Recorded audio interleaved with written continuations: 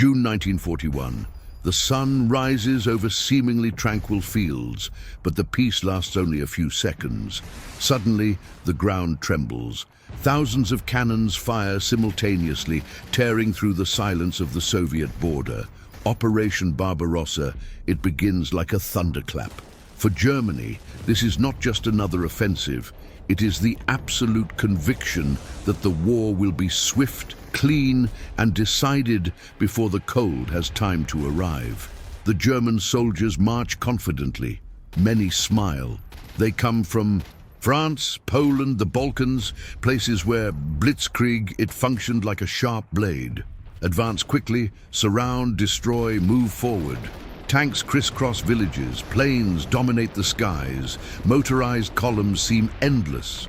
On the general's maps, the Soviet Union is nothing more than an empty space to be traversed. In Berlin, officials are talking about weeks. Moscow will fall before winter. They repeat it like a mantra. There are no plans for extreme cold. There are no adequate stocks of winter clothing. There is no real respect for the enemy.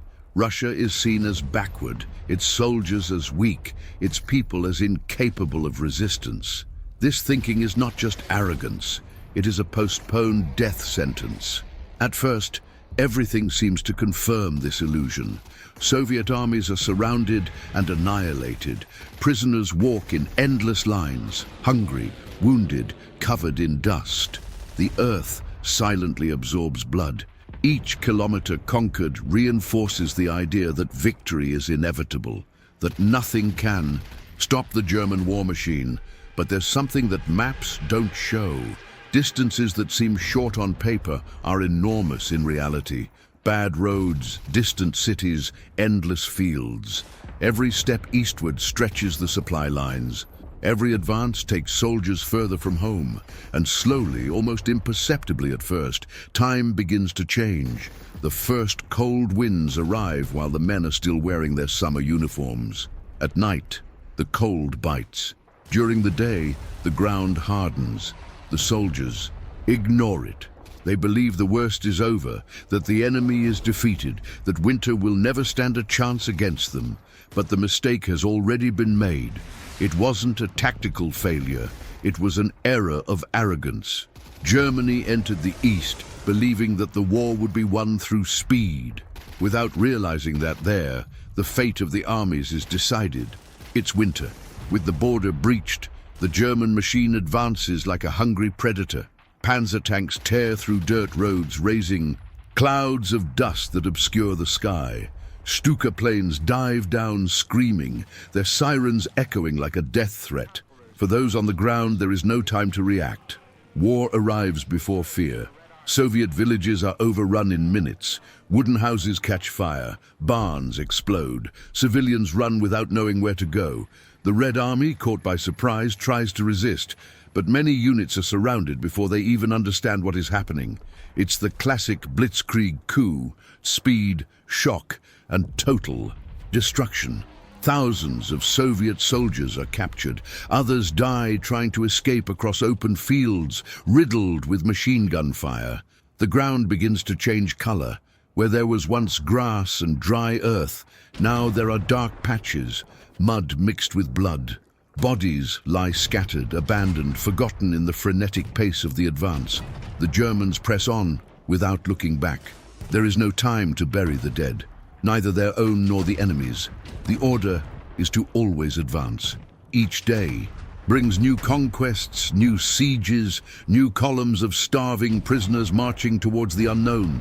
Many will not survive the march. For the German soldiers, this seems to prove the generals right. The Soviet Union appears to be crumbling. Victories pile up. Medals are promised. Letters are sent home speaking of success, of progress, of a war that seems already decided.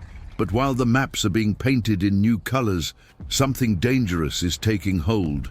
Blind trust. The easier it seems, the deeper. They advance, and the further they advance, the more the face of war changes. The enemy learns, adapts, retreats only to buy time. The lightning advance exacts an invisible price. Machines wear out, men grow weary, supply lines become too long, and silently, patiently, the East prepares its response. It hasn't snowed yet, but the path is already paved with the dead. A Rasputitsa, when Lama turns to earth. Before the snow could fall, the very ground turned against the invaders. The autumn rains arrived without warning, persistent, relentless. Dirt roads, once firm, turned into rivers of thick mud. Rasputitsa, as the Russians call it, is beginning to swallow the war. Tanks advance a few meters and get stuck. Trucks skid, sinking up to their axles. Horses fall and can no longer get up. Men push steel machines with their bare hands, slipping, cursing, sinking up to their knees. Each kilometer gained begins to cost hours, sometimes days. The lightning-fast advance simply stops. The German. Columns lie exposed, motionless in open fields. Mud clings to boots, weighs down clothes, and drains the strength from bodies. Weapons fail, ammunition fails to arrive, and food rots before it can be distributed. The war, once swift and precise, becomes a grueling struggle against nature itself. The Red Army takes advantage. Small attacks emerge on the flanks, quick ambushes, long-range shots. They are not major victories, but they wound, delay, and wear down the defense. Every hour lost is a victory for the Soviet defense. In German headquarters, frustration is growing. The plans hadn't foreseen this. On the maps, the arrows still point to Moscow, but on the real terrain, the mud decides who walks and who dies. Soldiers are beginning to realize that something is wrong. The advance is no longer a race, it's a painful drag. And while the men struggle to pull their boots from the ground, the air changes. The nights grow colder, the wind cuts through. The mud begins to harden slowly, like a silent warning of what is to come. Rasputitsa did not defeat the German army, but she does something perhaps worse. It steals time. And in the East, time means survival. Winter is coming. Winter arrives without warning. When the mud finally hardens, many believe the worst is over. But it is precisely then that the true enemy awakens. Autumn dies overnight, and the Russian winter falls upon the men like a hammer blow. There is no smooth transition. There is no adaptation. It's just cold. Temperatures plummet rapidly, 20 degrees below zero, 30. The wind cuts the skin like invisible blades. German soldiers wake up with their uniforms stiff, frozen during the night. Boots stick to the ground. Breathing hurts. Weapons begin to malfunction. Oil freezes inside rifles. Machine guns jam the moment they fire. Tanks won't start in the morning. Trucks need bonfires lit under their engines to function. And sometimes, even that isn't enough. Europe's most feared war machine begins to die piece by piece. The men were unprepared. Many still wear light clothing, thin coats and makeshift gloves made from scraps of cloth. Some wrap newspapers around their feet to try to keep warm. Others simply shiver until they lose feeling in their fingers. The cold is not only bothersome, he attacks. At night, the silence is broken by low groans. Soldiers wake up in unbearable pain. Toes turn black, hands swell. The first sign of frostbite appears, and with it, fear. Because everyone knows. Those who lose their feet can't walk. Those who can't walk are left behind. And those who are left behind don't survive. Meanwhile, on the other side, the Red Army emerges dressed for winter. Thick coats, suitable boots, hats covering their faces. They know this cold. They grew up in it. For them, winter is no surprise. It's an ally.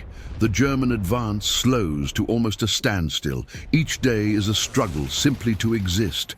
The enemy is no longer just ahead, wielding weapons. He is in the air, on the ground, in the endless night. Winter didn't ask permission to enter the war. He simply arrived, and he began to kill. The cold now dominates everything. It seeps into clothing, penetrates the skin, reaches the bones. There is no escape. Soldiers try to sleep by digging holes in the frozen ground, but the earth is as hard as stone. Many spend the night sitting, afraid to lie down and never wake up again, because in the winter of the Eastern Front, sleeping deeply can mean dying. Men wake at dawn and realize they can no longer feel their feet. Some stamp their boots on the ground, others rub their hands in despair. In many cases, it's already too late. Darkened toes, hardened skin, dead flesh. Gangrene spreads. Doctors perform quick amputations without sufficient anesthesia inside freezing tents. Screams echo in the frozen air. Combat wounded suffer an even worse fate.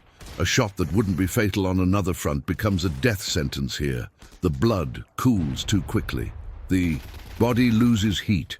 Many soldiers die not from the bullet, but because of the cold that prevents the body from fighting for life. There are bodies scattered everywhere. Some seem to be merely resting. Dead soldiers sit, leaning against trees, frozen in their final moments. In some cases, men are found still alive, stiff, unable to move, with their eyes open, frozen but breathing. The cold doesn't kill instantly. It corrodes slowly. Morale plummets. Fear changes form. Before, one feared the enemy. Ahead, now one fears the night. One fears the wind. One fears even the silence itself. Each passing hour is a personal victory against death. Meanwhile, Soviet attacks intensify. They emerge from the white skis, almost invisible. Skiers glide between the trees. They fire and disappear. For German soldiers, exhausted and frozen, pursuit is impossible. Resistance is difficult enough. The war is entering a new phase. It's no longer just about conquering territory. It's about to survive until the next sunrise. On the Eastern Front, many soldiers did not fall fighting. They simply froze where they were. Despite everything, the Germans continue advancing, step by step, dragging themselves across the ice. And then, amidst the white fog and biting cold, something emerges on the horizon. Towers, buildings, the distant silhouette of Moscow. For many soldiers, it's a silent shock. The Soviet capital is right there, so close, and yet so out of reach. The generals still speak of victory. They say, it's almost over. That one last effort will decide the war. But the men on the ground know the truth. They are exhausted, hungry, frozen. Their units are incomplete. Their equipment fails. Their strength is depleted. The advance has become a desperate push. Every meter now costs blood. The Red Army defends every village, every road, every forest. Deep trenches cut through the frozen landscape. Soviet machine guns sweep open fields. Artillery blasts through the snow, launching shrapnel that tears bodies apart and freezes along with them on the ground. Losses are mounting rapidly. There are not enough reserves. There is no real rest. Many German soldiers have been fighting for months without a break. The cold is destroying what remains of discipline. The fear is no longer just of dying. It is of, I can no longer fight. Then comes the final blow. The Red Army launches its counteroffensive. Fresh troops coming from Siberia advance protected by winter. They attack with force, with fury, pushing the Germans back. What previously seemed impossible happens before incredulous eyes. The Wehrmacht retreats. The collapse is not immediate, but it is inevitable. Orders contradict each other. Communications fail. Units become separated. The idea of a quick victory dies there, buried under the snow outside Moscow. The soldiers understand, even without saying it aloud, the war is not over. In truth, she's only just really started. The attack comes without clear warning, like a storm. Exploding in the midst of white silence, a primal roar echoing from the depths of the frozen earth, where the wind howls like lost souls and the snow falls in endless veils, blinding the eyes and suffocating the lungs.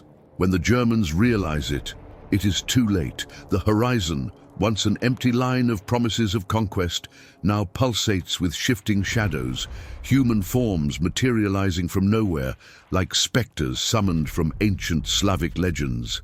The Red Army advances, not in slow, predictable columns, like the mechanical marches of invaders, but in swift, relentless waves, emerging from the folds of the frozen landscape, merging with the ice as if they were extensions of hostile nature itself.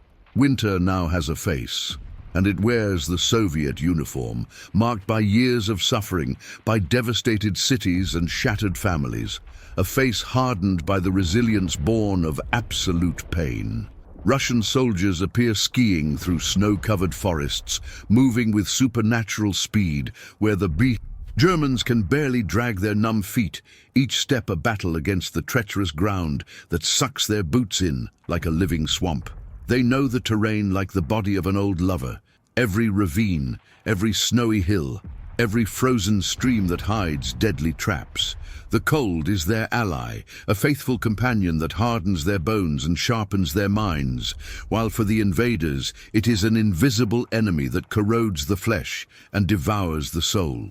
They attack at dawn when the pale light tinges the sky with an oppressive grey, revealing silhouettes that shoot bursts of fire. At dusk, when the dying sun paints the snow with blood. In the total darkness of the polar night, where darkness swallows everything and sounds amplify into terrifying echoes. They fire rifles that don't freeze, throw grenades that explode in cascades of icy shrapnel and disappear before the enemy can respond, leaving only the echo of grim laughter and the smell of gunpowder mixed with the frigid air.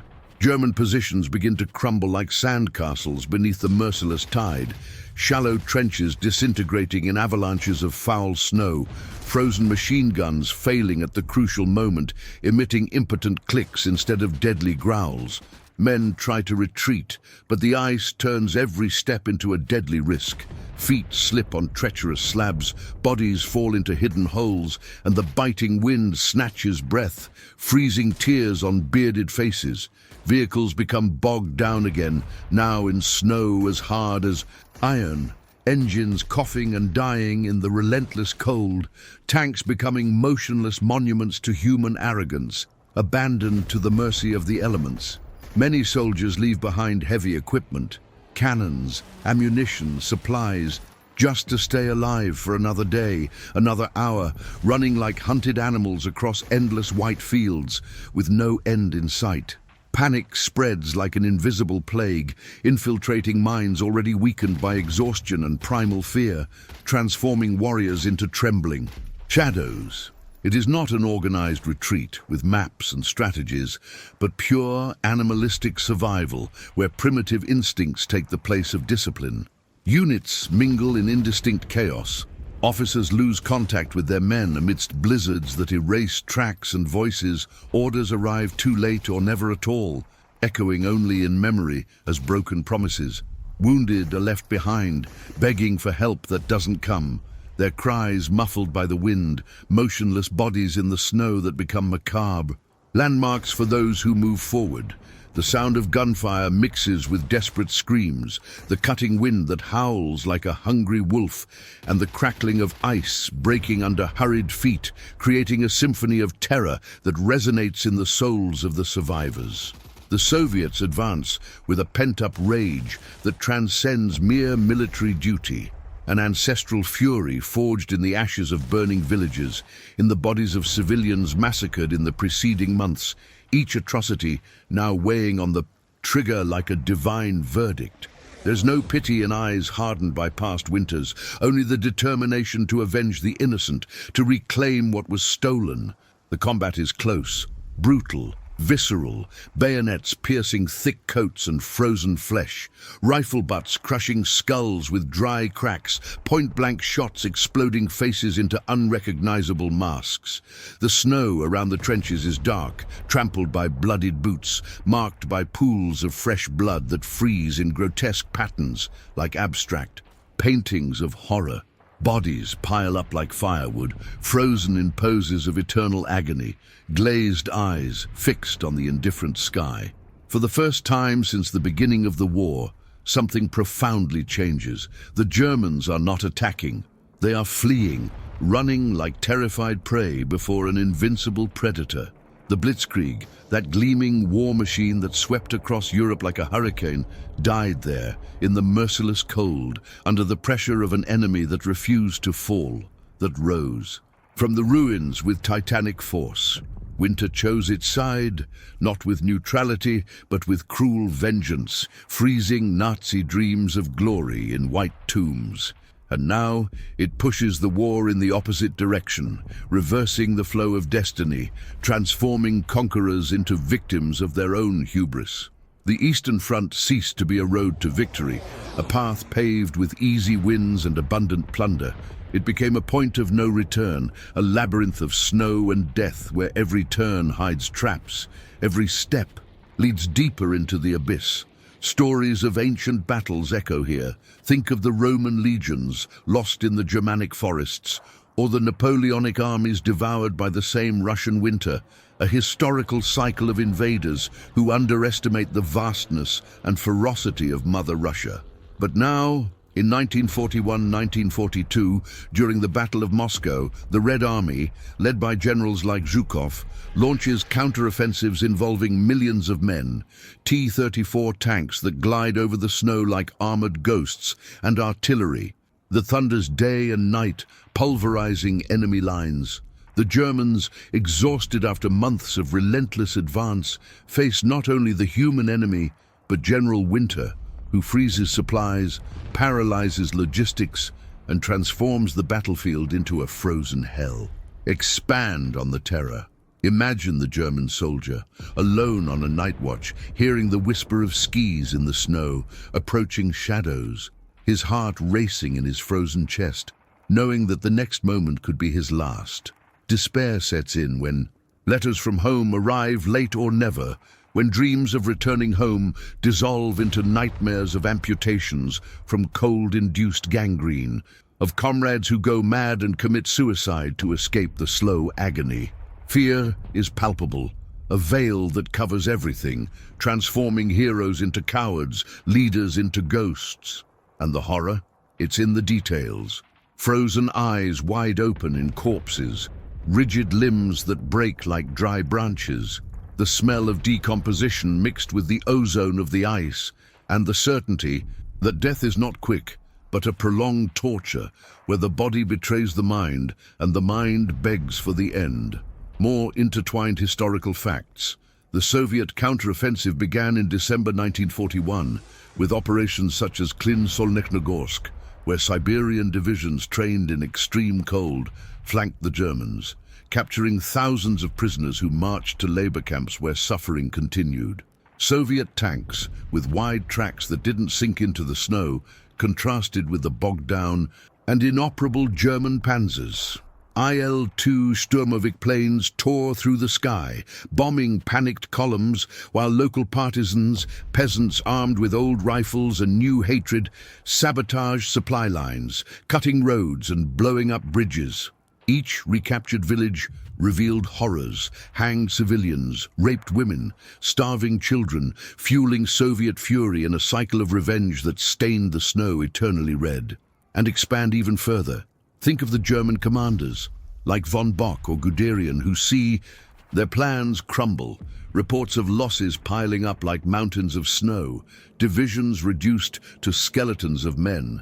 The Soviets, reinforced by reserves from the Far East after confirmation that Japan would not attack, launched coordinated assaults involving encirclement and annihilation, inspired by ancient tactics like those of Cannae, but adapted to winter.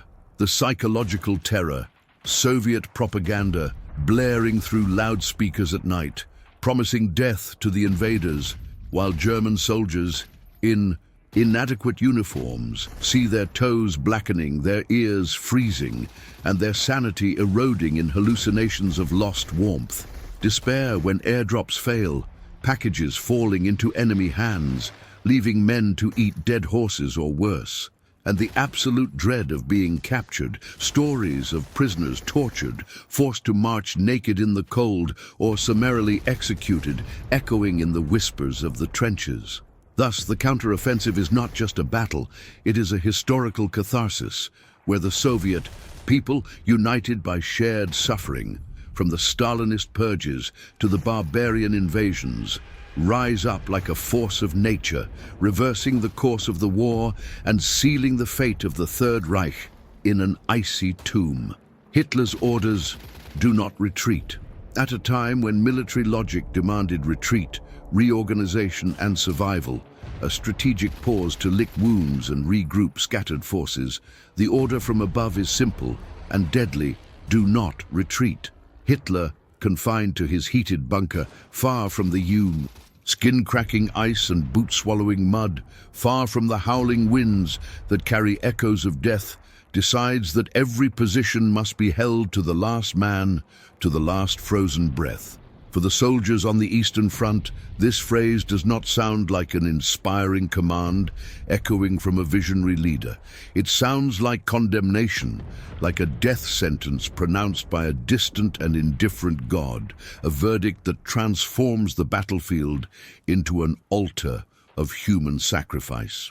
German units receive orders to hold villages of no strategic value, mere clusters of burned huts and empty streets, open fields without shelter where the wind whips like invisible blades, forests where the cold kills as quickly as the enemy, penetrating thin coats and freezing still beating hearts.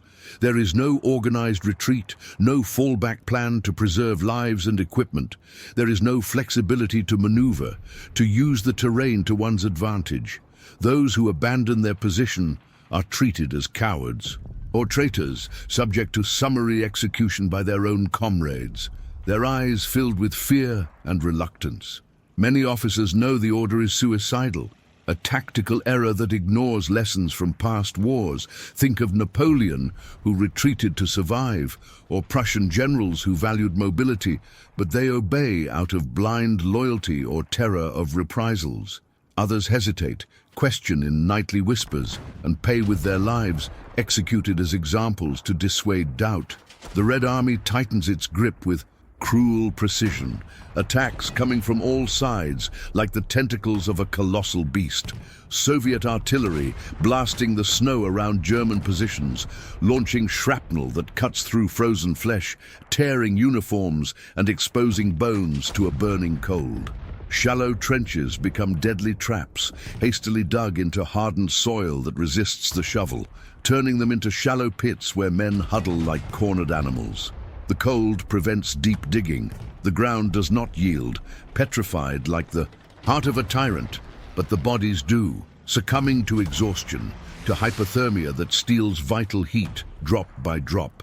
Encirclements begin to form. Small pockets of German soldiers become isolated, islands of despair in a sea of hostile snow, with no food but moldy rations, no ammunition that dwindles in frantic fire, no contact with the command that seems to have abandoned its sons to their fate. The days pass in a frozen eternity. Hunger arrives like a serpent coiling around the stomach, twisting empty entrails, forcing men to gnaw on frozen roots or contemplate the unthinkable. Cannibalism whispered in nights of madness. Water freezes in canteens, forcing them to melt snow in their mouths, a slow process that chills their teeth and spreads disease. Some chew on boot leather, swallowing pieces as hard as stone, while the cold consumes their strength, their will, their hope, leaving only empty shells of men once proud. At night, fear is constant, an inseparable companion, whispering promises of death, the Soviets attacking in the dark, shouting in guttural Russian that echoes like ancient curses, firing bursts that illuminate the snow in infernal flashes, confusing minds already clouded by deprivation. Every sound in the snow, a branch breaking, the wind moaning, imaginary footsteps, could be the last warning before death, leading soldiers to fire blindly, wasting precious bullets just to feel that they are still alive. That illusory control persists amidst the chaos. The order to not retreat transforms winter into the ultimate executioner, a merciless tormentor that allows no maneuver, offers no salvation, only an agonizing wait, waiting for the inevitable attack, for the hunger that devours from the inside out, for the final freezing that petrifies the body into a statue of eternal pain. There, in the heart of the Russian winter, it becomes clear to everyone, in a flash of absolute terror, it is no longer the enemy who decides who lives or dies, but the fatal combination of ice that steals warmth, a siege that suffocates hope, and an order that should never have been given, uttered by a man whose madness condemns thousands to a fate worse than death. Expand on the despair. Imagine the German officer reading the order over a crackling radio, knowing it means the end for his men, young faces who trusted him, now condemned to a futile defense. Fear in the eyes of recruits who see comrades freeze beside them, bodies as rigid as wood, while the snow buries them alive. Terror in the sleepless nights where hallucinations dance on the periphery of vision, ghosts of loved ones pleading for their return, mixed with visions of invisible Soviets. Historical context. In December 1941, Hitler issued the standstill order, inspired by his irrational belief in will over matter, ignoring advice from generals like Halder, leading to catastrophic losses in sieges like Demyansk, where 100,000 men were isolated, surviving by a precarious air. Miracle, but suffering mass amputations from frostbite. In Velikie Luki or Zhev, positions were held at the cost of rivers of blood, with soldiers eating contaminated snow, contracting dysentery that weakened them even further. More details. Logistics failed completely. Trains frozen on tracks, planes unable to take off, leaving units without fuel, without medicine for wounds that quickly become infected in the damp cold. Officers execute deserters to maintain discipline, but morale collapses, with suicides increasing, men preferring their own bullets to prolonged torment. Soviets, motivated by Stalin's Order 227, not a step back for them too, but adapted to their resilience, launch assaults with Siberian infantry hardened by temperatures of 40 degrees, using white camouflage to blend into the snow, attacking inhuman waves that absorb losses but advance inexorably. And the horror deepens. Unburied bodies, for the soil is impenetrable, become piles that attract wild animals, wolves, that howl and devour the fallen, adding a primal dread. Despair when promises of air rescue prove empty, Junkers, 52s crashing in blizzards, supplies lost. Fear of capture, prisoners marching to gulags where the cold persists, forced labor until final exhaustion. Eloquence in suffering, each soldier a Shakespearean tragedy, fighting against forces beyond human control, where the hubris of a leader condemns a nation to the icy abyss, echoing eternal lessons of hubris and downfall. Leningrad, the A, city that died of hunger, while armies destroy each other on the open field, with the clang of tanks and the roar of artillery echoing like distant thunder.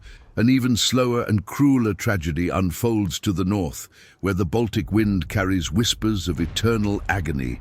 Leningrad, the once glorious St. Petersburg, cradle of revolutions and empires, is surrounded not by stone walls or barbed wire, but by an invisible and relentless siege of hunger, cold and oppressive silence, a deadly embrace that suffocates the lives of millions of innocent souls. The city, with its wide avenues and now somber and empty neoclassical palaces, stands isolated from the rest of the world like a floating island in a sea of hostile snow. No way out for those who yearn for freedom, no way in for supplies they could save, only agonizing waiting, a limbo where time drags on like a chained prisoner, each second a drop of poison in the vein of hope. Winter arrives early and heavy, like an ancient predator, awakening from a millennia-long slumber, plummeting temperatures to unimaginable abysses, where mercury freezes in thermometers and the air becomes blades that cut exposed skin. With it disappears any trace of supplies.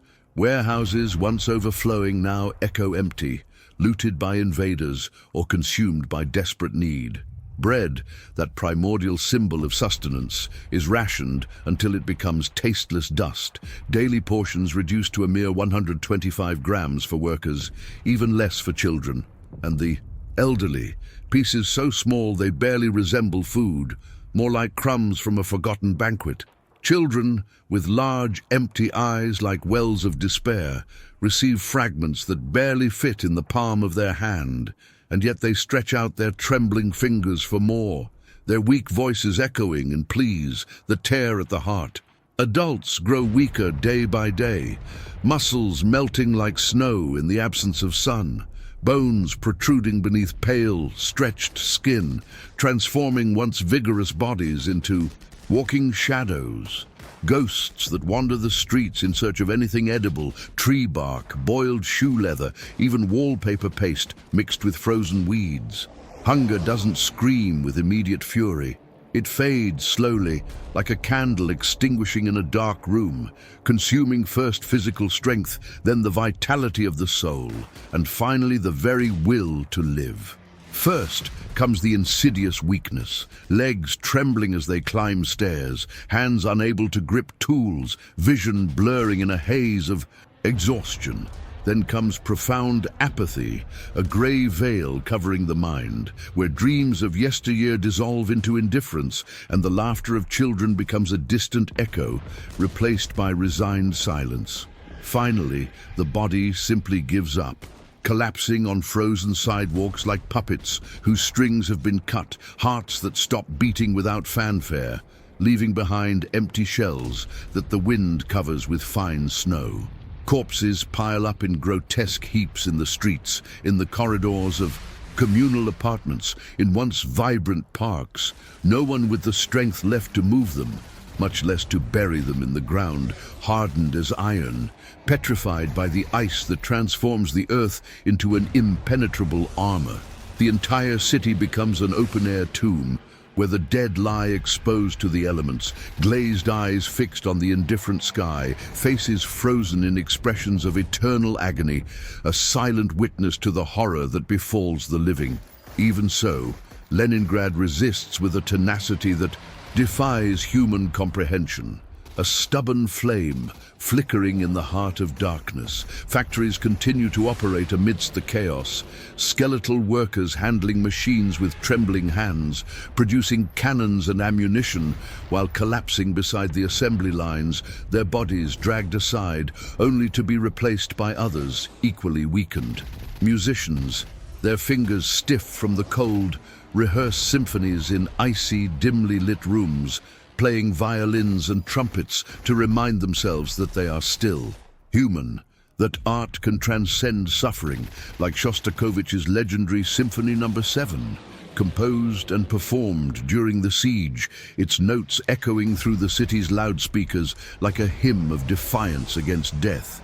It is a silent resistance, woven from pure and unwavering suffering, where mothers share their meager rations with their children, where neighbors share stories to ward off despair, where the collective spirit of the Soviet nation rises as a bulwark against annihilation. The Red Army fights tooth and nail to keep open a single, fragile route across the ice of Lake Ladoga, the road of life, a precarious path of hope carved across frozen waters, where trucks overloaded with flour, canned meat and fuel traverse the treacherous surface under the relentless bombardment of German planes. Some vehicles, their tires slipping on the cracked ice, suddenly sink into crevasses that open like hungry mouths, carrying vital food, courageous drivers, and collective hope to the icy bottom, where the dark waters swallow everything in an abyssal silence. Others arrive, few and insufficient to feed millions, but enough to keep the city breathing, a shallow and painful breath that prolongs the agony instead of alleviating it. Evacuations occur haphazardly, children and the elderly carried on sleds across the lake, many perishing along the way from the cold or enemy attacks, leaving trails of bodies as markers of sacrifice. Leningrad did not fall, despite the initial 9-month siege that stretched into almost 900 days of torment, from September 1941 to January 1944, a period in which more than 1 million civilians succumbed to hunger, cold, and disease, a silent holocaust that rivaled the atrocities of the concentration camps.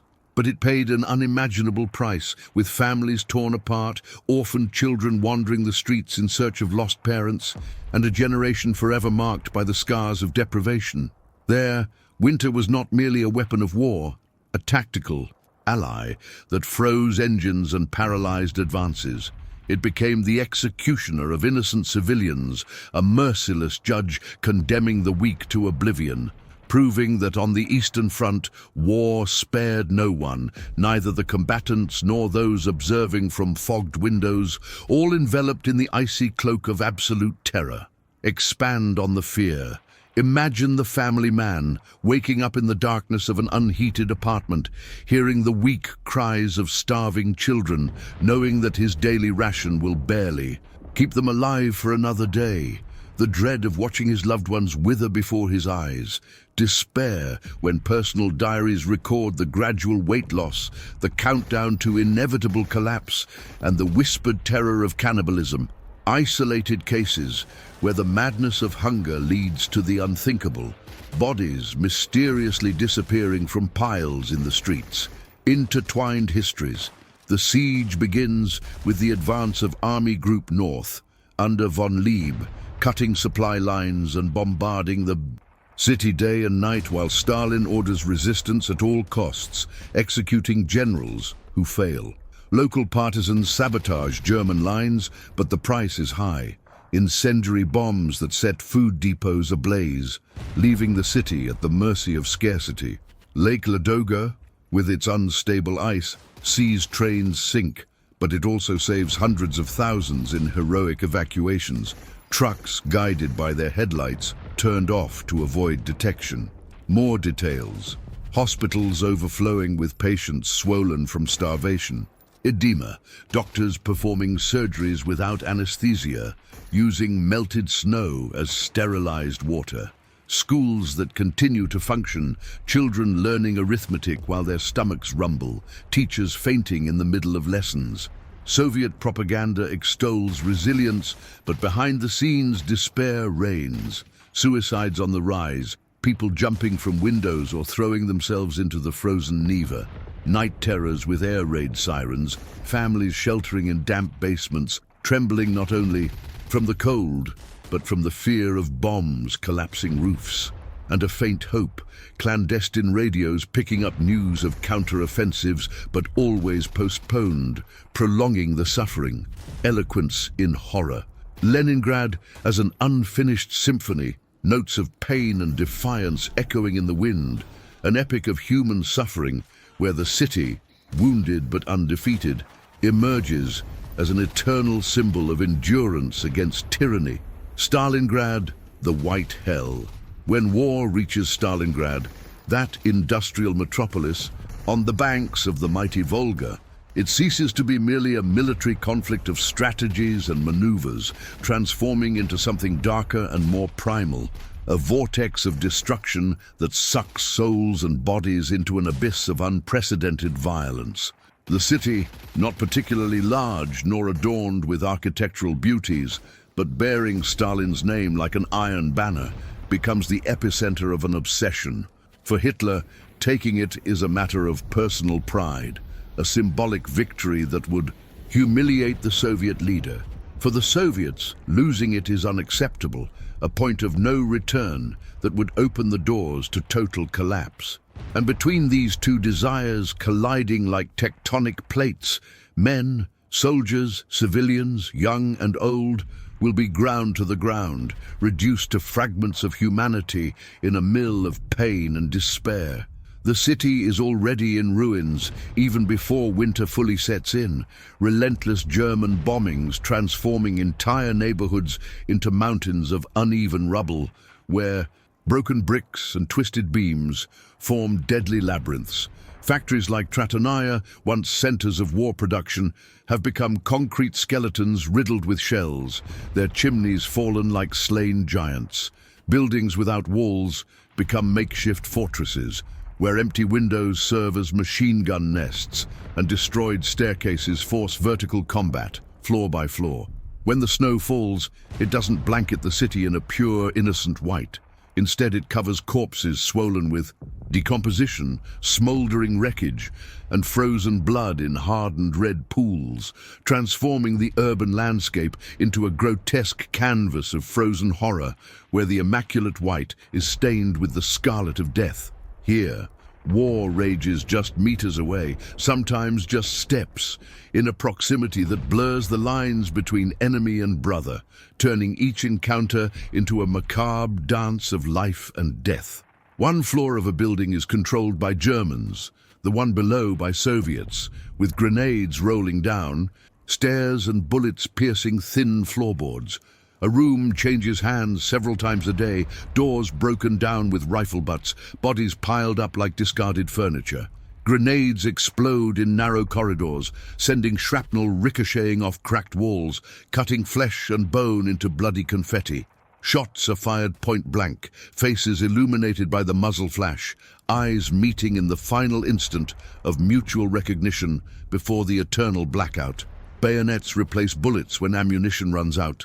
Rusty blades pierce thick coats and warm entrails, in hand-to-hand combat that echoes medieval battles, but with the added numbing cold. The cold makes everything worse, a cruel amplifier of suffering that transforms wounds into prolonged torments, the wounded falling in snowy streets and freezing before anyone can help them, their cries muffled by the howling wind, bodies stiff in the positions where they died, serving as makeshift shelter or barricades for the living. The wind cuts through the say, ruins like invisible knives, carrying with it the acrid smell of gunpowder, smoke from unquenchable fires, and burnt flesh from incendiary bombs, a stench that permeates the nostrils and the soul, constantly reminding one of the proximity of death. At night, no one truly sleeps. Sleep is a luxury, stolen by eternal vigilance, constant fear, like a parasite gnawing at the mind. Rats, fat and audacious, feed on the unburied dead, scurrying over the boots of awakened soldiers, their red eyes gleaming. In the dark, like lesser demons, footsteps echo in the oppressive silence, each creak of wood or whisper of snow potentially heralding a surprise attack, leading to nervous gunfire that wastes precious ammunition. Each shadow, elongated by the pale moon, could be a creeping enemy. Each prolonged silence could precede an explosion or an assault, forcing soldiers to live entire days without seeing the sky, buried in icy, damp cellars where mold covers the walls and the thin air suffocates the lungs. The Soviets resisted with an almost incomprehensible stubbornness, a determination forged in the fire of ideology and the ice of necessity. Not a step back was not just an order from Stalin, issued in July 1942 as Order 227, threatening execution for retreat, but an embodied reality, a mantra engraved in the soul of every defender. For them, Stalingrad was not just a city of concrete and steel. It was the final limit, the ultimate bulwark behind which stretched the vastness of the homeland. And to lose it would mean losing everything: family, honor, future. Behind it there was nothing left to lose, only the emptiness of total defeat, driving snipers like Zaitsev to hunt down enemies with lethal precision, or divisions like Chuikov's 62nd to fight street by street, house by house, in a war of attrition that consumed lives like fuel in a bonfire. When winter fully closes in, with temperatures plummeting to 30 degrees, Stalingrad ceases to be an ordinary battlefield, a mere pawn in the chess game of war. It becomes a frozen slaughterhouse where time seems to stand still in an eternal twilight of suffering, and where each day lived is a Pyrrhic victory against inescapable death. Hell, there is not made of devouring fire like in Dante's visions. It is made of merciless ice, freezing dreams and bodies, transforming the once vibrant city into a living cemetery where the survivors envy the dead. Expand on the terror. Imagine the German soldier isolated in a ruin, hearing the Soviet cries of "Hooray!" echoing in the night. Knowing that the next assault could be his last, the dread of being captured and tortured, or worse, freezing alive with open wounds. Despair in the diaries of Paulus, commander of the 6th Army, seeing his troops reduced by hunger and cold. Air supplies failing, promised by Goering but never delivered in sufficient quantity. Historical context.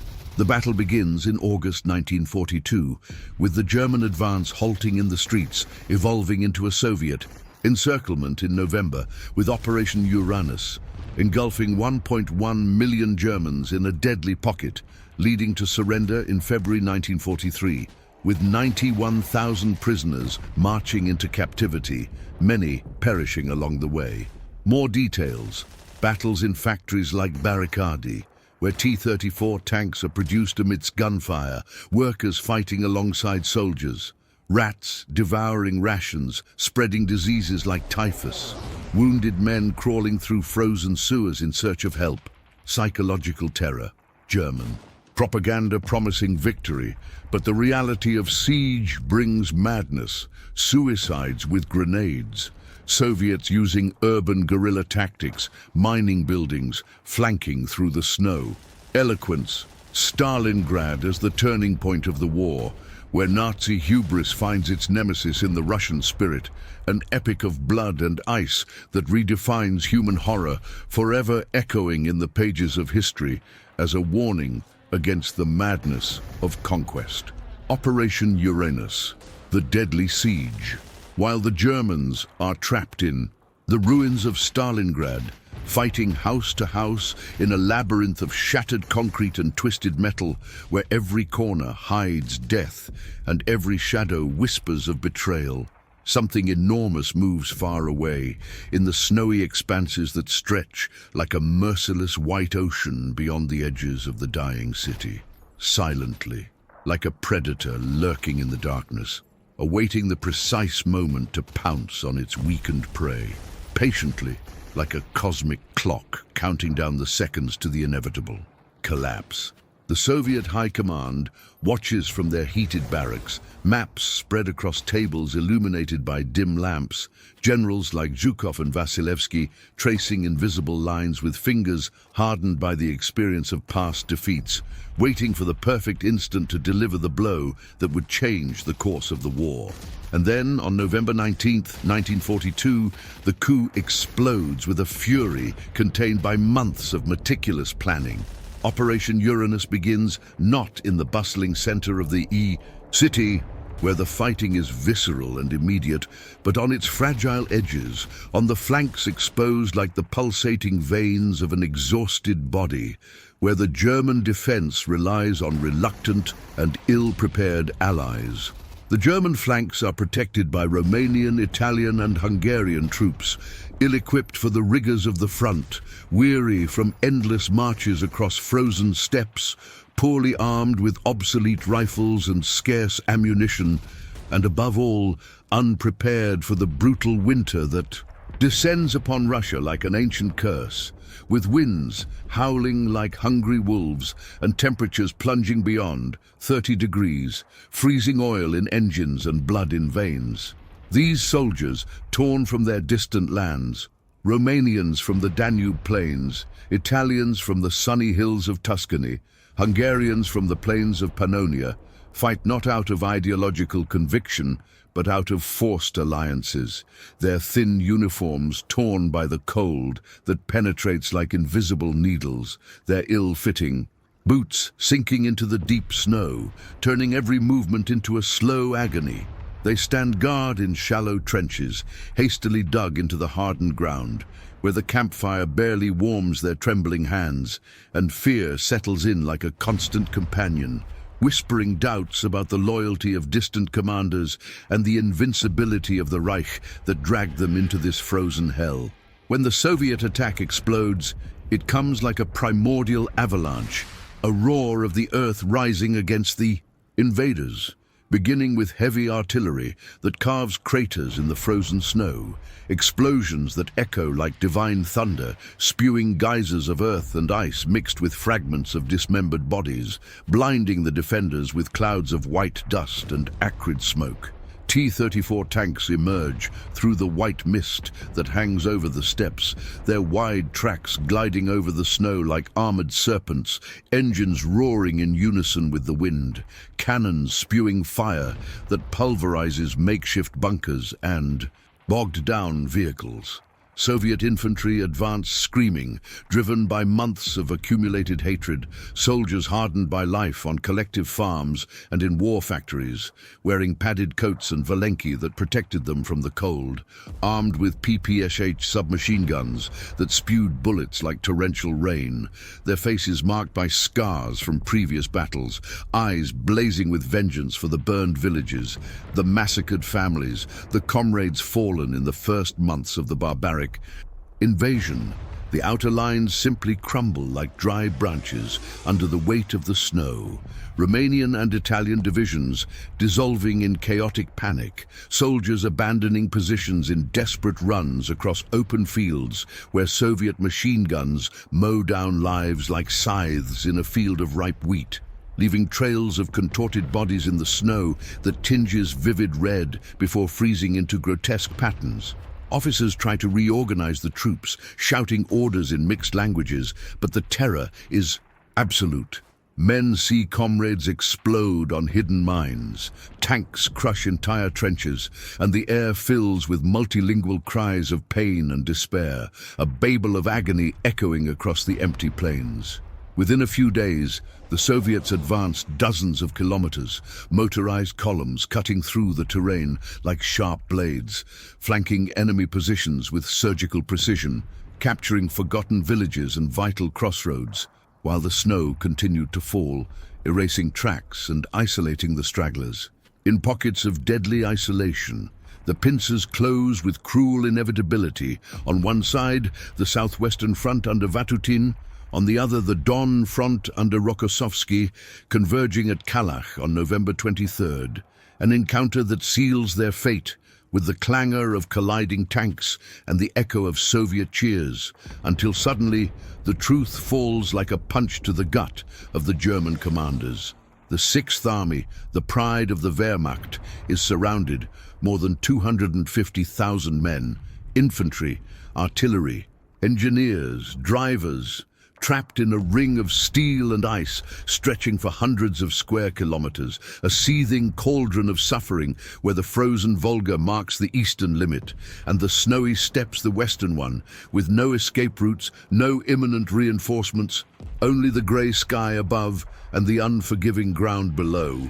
Inside Stalingrad, the impact is immediate and devastating, the sound of cannons shifting from a distant roar to a surrounding thunder, as if the whole world conspired against them, hope vanishing like smoke in the icy wind, soldiers realizing in each other's eyes the dawning realization that there is no turning back, no road paved with past victories, no swift rescue from panzer divisions that once swept everything ahead, no bridge over the Volga, no supply train arriving with fresh ammunition and hot rations, only snow piling up against the ruins, invisible enemies closing in from the edges, and the agonizing weight that corrodes the soul, turning warriors into trembling shadows, questioning in nocturnal whispers the meaning of their struggle, the price of their loyalty to a distant Führer.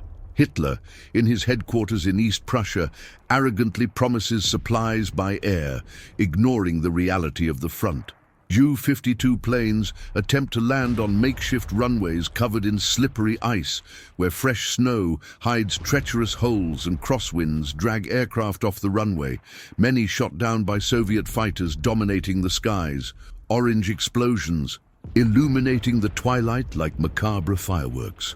Others fail to take off again, bogged down in ice that freezes wheels and propellers, leaving crews to perish in the cold.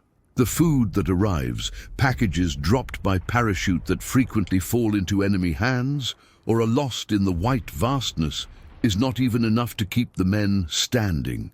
Rations are reduced to fractions of frozen bread and watery soup, insufficient calories to combat the cold that devours energy like an insatiable parasite, leading to weakness that turns marches into stumbles, battles into feeble defenses. Ammunition begins to run out, each shot counted like a precious relic, soldiers saving bullets for the nearby enemy as the siege tightens and the cold intensifies even more, penetrating tattered uniforms, freezing fingers on triggers, turning wounds into gangrene that require improvised amputations with knives heated in the fire, screams echoing in the basements like the laments of tormented souls. Hunger settles in like a new enemy, more insidious than the Soviets. Soldiers sharing crumbs of biscuits as hard as rocks, a piece of bread becoming a treasure fought over with hungry glances, horses, faithful companions of transport, being slaughtered and devoured raw in some cases, frozen meat cut with bayonets, the smell of blood mixed with the stench of decomposition. Then there are no more horses, and despair deepens. Some boil leather belts in melted snow water, chewing hardened strips in the vein. Hope of tricking their rumbling stomachs. Others scrape food scraps from empty cans, licking rust and residue with swollen tongues in the pathetic hope of tasting something reminiscent of life before the war, before this abyss of deprivation. The siege tightens day by day, the Red Army pressing in with calculated patience, aware that it doesn't need to take unnecessary risks, launching exploratory attacks that claim lives on the periphery while winter does the work for them, freezing sentries in isolated posts, spreading diseases like dysentery that weaken already skeletal bodies, transforming the Kessel, the cauldron, into a microcosm of hell, where the air smells of death and the night silence is broken by hoarse coughs and groans of pain. In Stalingrad, the fight is no longer for victory, for raised flags or conquered territories. It is for one more day of life, for one more breath in the icy air, for one more moment of warmth stolen from a weak fire, and even that begins to seem impossible, with morale collapsing like bombed buildings, suicides increasing in dark basements, men choosing their own bullets instead of slow agony. The ring is closed, a vicious circle of Soviet steel and Russian ice that inexorably compresses, and almost no one will emerge unscathed. Those who survive the surrender in February 1943 will march to distant captivity, weakened by hunger and cold, many perishing on snowy roads, leaving behind a legacy of terror that echoes through history, an eternal warning about the hubris of conquerors who defy the vastness of Russia. Fear is palpable in the glazed eyes of those surrounded, despair in diaries scribbled with frozen pencils, terror in the certainty that the end will not come quickly, but in a slow erosion of humanity, where man is reduced to primal instinct, fighting not against the enemy, but against the absolute void that the siege imposes. Stories of commanders like Paulus, reluctant to disobey, condemning his men to prolonged martyrdom, of ordinary soldiers dreaming of distant homes while the ice steals their fingers and their hope. Expand on the horror. Imagine the German officer hearing the distant thunder approaching, knowing that the encirclement means the end of dreams of glory, the dread of seeing Allied troops crumble, the despair of lying reports about supplies, and the terror of facing not only the enemy, but the betrayal of his own body failing under the yoke of winter. Thus, Operation Uranus is not a mere military maneuver, it is a symphony of vengeance, where Russia avenges centuries of invasions, sealing the Nazi fate in a tomb of snow and blood, a chapter of desolation that redefines the meaning of human suffering, hunger, madness, and cannibalism. Within the siege, time loses its meaning. Days and nights blend together under a heavy, perpetually cold grey sky. The German Sixth Army is no longer fighting an army, it is fighting its own extinction. Food runs out first, then dignity, finally sanity. Rations are cut down to almost nothing. A piece of stale bread is divided among several men. Thin soups are made with melted snow and scraps of anything that still looks edible. Dead horses become silent banquets. When there are no more horses, soldiers rip leather from saddles, belts, and boots. They boil them for hours, hoping their stomachs will accept it as food. The cold offers no respite. Weak bodies can no longer warm themselves. Men shiver incessantly, lying in icy holes, huddled, together just to survive the night. Many do not wake up. In the morning they are found stiff, eyes open, frozen in the midst of a thought that never ended. Hunger changes people. Once disciplined soldiers begin to argue over crumbs. Friendships break down. Their gaze becomes empty. Some start talking to themselves, others laugh for no reason. There are reports of men wandering among ruins, calling for food that doesn't exist. And then comes the final taboo.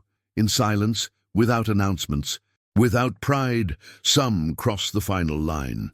Bodies of the recently deceased are seen with parts removed. No one comments. No one asks. Everyone understands. It's not a choice. It's absolute despair.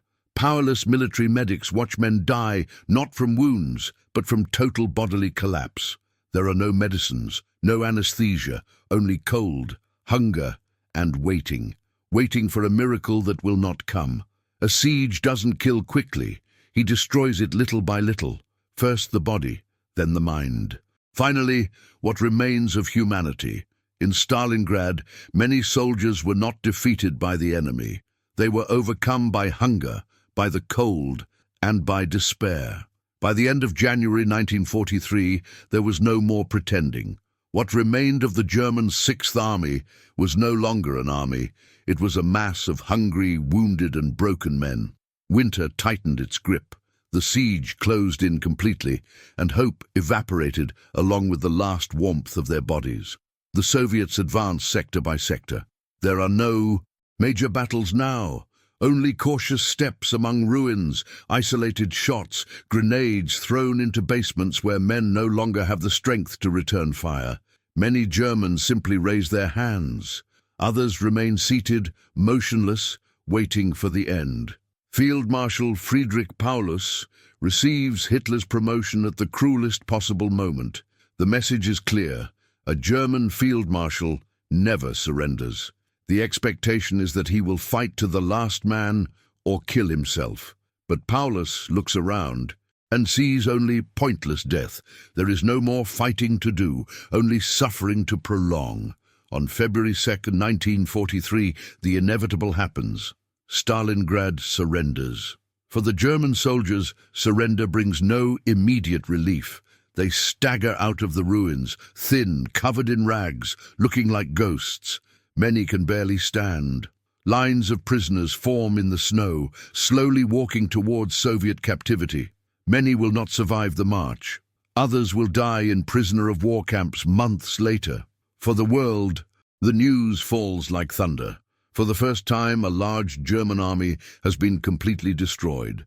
The myth of Nazi invincibility dies there, buried beneath the frozen rubble of the city. Stalingrad is not just a military defeat. It's a psychological breakdown, a wound that never heals. The snow continues to fall, but now it covers the broken pride of an empire that believed winter wouldn't dare confront it. On the Eastern Front, the war was decided not only by men or strategies, but by the Russian winter. Cold, unforgiving, and impersonal, it destroyed the German war machine by breaking equipment, jamming weapons, and crushing the physical and mental resistance of the soldiers. Carefully laid plans became useless in the face of the harsh weather. While the Germans were surprised and weakened, the Soviets learned to use winter as an ally, adapting their clothing, tactics, and movements. After Stalingrad, the balance of the war shifted forever. Germany went on the defensive, and each new winter brought more defeats, retreats, and frozen dead. When the fighting ceased, there was no true victory, only exhaustion and destruction. With the thaw, the countryside revealed forgotten bodies, devastated cities, and scars impossible to erase. Stalingrad and Leningrad rebuilt themselves upon their own dead, while survivors carried the winter within them for the rest of their lives. The Eastern Front was the most brutal of World War II, marked by continuous suffering and tens of millions of deaths. The seemingly pure snow hides blood, pain, and buried memories. Winter did not choose heroes. It chose those who were prepared to survive. And when the snow turned red, that story was forever etched in history.